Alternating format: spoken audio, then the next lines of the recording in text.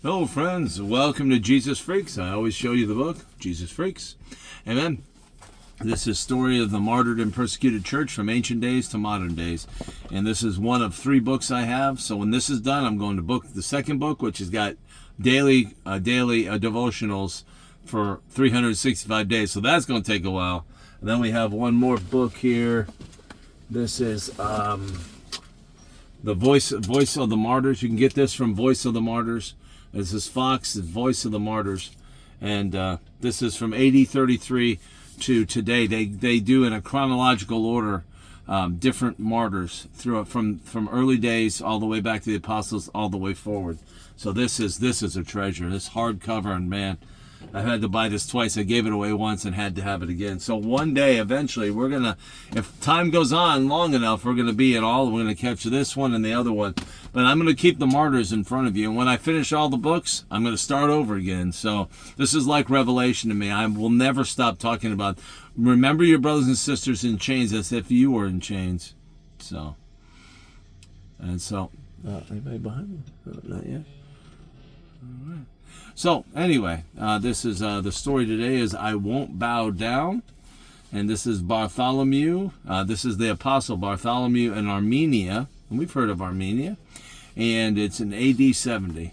So this is again the warning. I'm giving you the warning. The warning is this is tough. This is difficult. We're about to hear some stuff today that's hard. I read this ahead of time, and it's brutal. So it's amazing, but it's brutal. So if you have a hard time with tough stories where hard things happen, don't listen to this podcast. I'm just giving you a heads up there. Why? Because I love you and I care about you, and I don't want to traumatize your psyche. You know, not even, I mean, these are true stories, yes, but, you know, if it's going to hurt you, I don't want to hurt you. Yeah, I think it's pretty clear. I know you guys get what I'm saying here. So it says Bartholomew in Armenia. Amen. And here we go. You are unsettling the worship of our gods, and not only that, you have perverted my own brother. The king of Armenia shouted at Bartholomew, but Bartholomew did not back down. Let's start over again. You are unsettling the worship of our gods, and not only that, but you have perverted my own brother. The king of Armenia shouted at Bartholomew, but Bartholomew did not back down. So you pissed off the king. You've made the king of a country mad. And that's what Bartholomew did. Preaching Christ, he made the king upset because his own brother was going to follow. And you'll see that in a second. So, you know, when you piss off the king, you're probably in trouble. Bartholomew, he's in trouble. One of the original 12 apostles, he had boldly preached Jesus Christ for 37 years, starting in the heathen cities throughout what is now Turkey. He then traveled to India. Here, after he learned the language, he translated the Gospel of Matthew and taught the Indians in their native tongue. So Bartholomew is a pretty cool guy.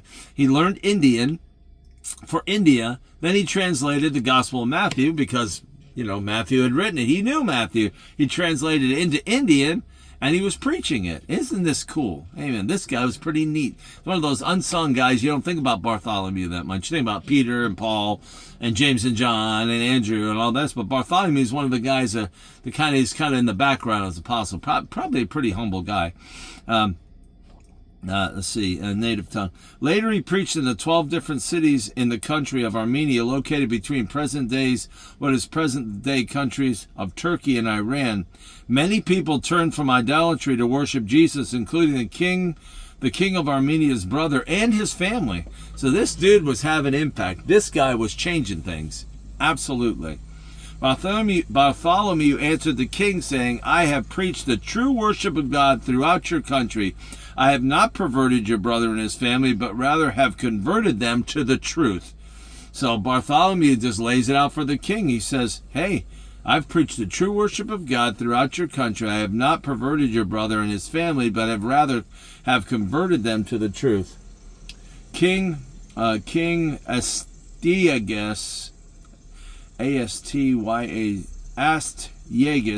King Astyages, I'm going to go there, Astyages, I'm probably getting it wrong, threatened Bartholomew, unless you stop preaching Christ and make sacrifices to the god Ashtoreth, you will be put to death. So the god Ashtoreth goes back to the Old Testament. the Astra pole. They had a pole. They worshipped the stinking pole, the Astra pole. It was like a pole they had, just like a pole. Like a walking staff kind of thing. I don't know what it looked like, but they worshipped a stick. You can't. So he threatens him. He said, unless you stop preaching Christ and make sacrifice to God Ashtoreth, you will be put to death. You can be sure of this, King Asti. I'm going to say A. I can't get his last name. You can be sure of this, King A. And that's it. You remember, that's a cool trick. When you can't get a name, just use the first initial. That makes it simple. You can be sure of this, King A. I will never sacrifice to your idol. I would rather seal my testimony with my blood than do the smallest act against my faith or conscience. Upon hearing this, now here comes the pain, kids. Upon hearing this, the king ordered, I want this man to suffer severe torture. First, beat him with rods. After that, suspend him upside down on a cross and skin him alive. You wonder why I warn you. I give you heads up.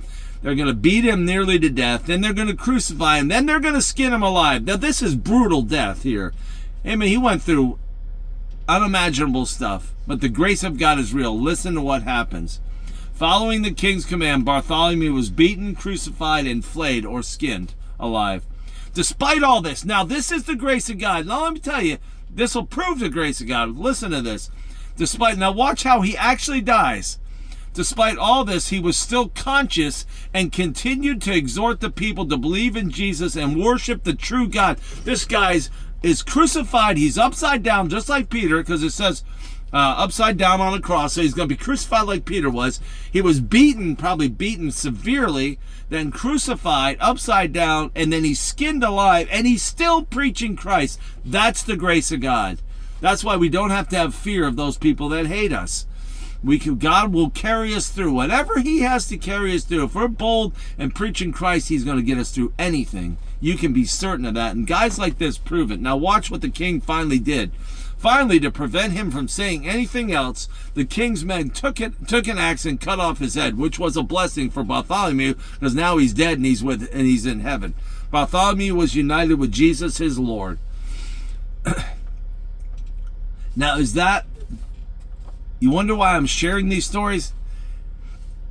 That should give you courage. If you can handle stuff like this, that should make you courageous right there. That should make you courageous. That shows you the grace of God. That no matter what he has, see, people sit around in this country of ease and comfort and ease and all of that stuff. People sit and are like, oh my gosh, friend Dwight, it's like, I don't think I could go through torture. We probably are never going to go through torture in this country. Probably not. I think it's the odds are against it. They're going to be tortured like this. Most likely they just put us in prison, throw the key away, and when Antichrist comes, his prescribed thing is going to be to chop people's heads off. But we're probably not going to go through this. But even if we had to go through this, God carried that guy through. He could still, it's humanly impossible. You're crucified, you're skinned alive, and you're beaten nearly to death. You're not going to be saying much. You're going to be in a bad way. And yet he was still preaching Christ. God still was getting the message through his faithful servant Bartholomew. Man. There you go. You see what I'm talking about? And it says, throughout history, Jesus freaks like Bartholomew have remained at their sacred task until their voices were silenced by death. They kept on in their witness, hoping that their last few words would help get yet one more person believe. That's my goal. You know how I want to die? I'm going to tell you right now how I want to die. I'm going to tell you. I'm not messing around here, and I'm not being facetious about this. But I'm just going to say if a guy was to put a gun to my head, which I could see that in the country, a lot of guns, guys with handguns and stuff, but some guy goes and puts a gun to my head. I've thought about this and thought about this and thought about this. If a guy puts a gun to my head and said, if you don't shut up about Jesus, I'm going to blow your brains out. And I've thought about this, and this is what I'd want to say at that moment without any fear. I said, okay. I said, first of all, I forgive you for what you're about to do. Second of all, I'm praying for you. Third of all, I love you. And that fourth of all, I pray right now that you come to Jesus Christ and find out what I know and believe. I want to look at this guy with mercy and say, I forgive you, I love you, I'm praying for you, and I want you to come to Christ and see what I see. That's how and then if he pulls the trigger, it's dinner with Jesus. Woohoo! All right. Just like Bartholomew got his head cut off, dinner with Jesus. To be absent from the body, and Bartholomew's head's off, he's absent from the body, is to be present with the Lord, kids. So, there you go. I will not bow down. Let's see what it says. I won't bow down. What's the title? I won't bow down. Man. That's all I got to say about that. Anyway, love you, can't get enough of you. We appreciate you. And, man, oh boy, turn my truck on. Sorry. Anyway, love you, can't get enough of you. We're going to do a poem now. So we just did we just did Village Idiots for Christ. Luke part 2, Luke 2 part 2. I had a lot of fun with that. I went crazy today. That was good. Anyway, love you and appreciate you. And again, don't have any fear. Fear not. Do not fear the one who kills the body. God will, I'll never leave you or forsake you. He means that. He'll carry you through whatever he has to get you through. He will carry you through it. He'll be there for you. Don't let fear get you. That's Satan's number one tool is fear. Number one tool is fear, to put fear on you. Hebrews 2 says people were kept bound by their fear. Satan kept people bound by their fear of death. We don't have to fear death anymore. Oh, death, where's your victory? Or your sting. Oh, grave, where's your victory? There's no victory in death. The death has no victory over us anymore. Isn't that awesome? Amen. So, there you go, kids. Love you. See you tomorrow. Woo!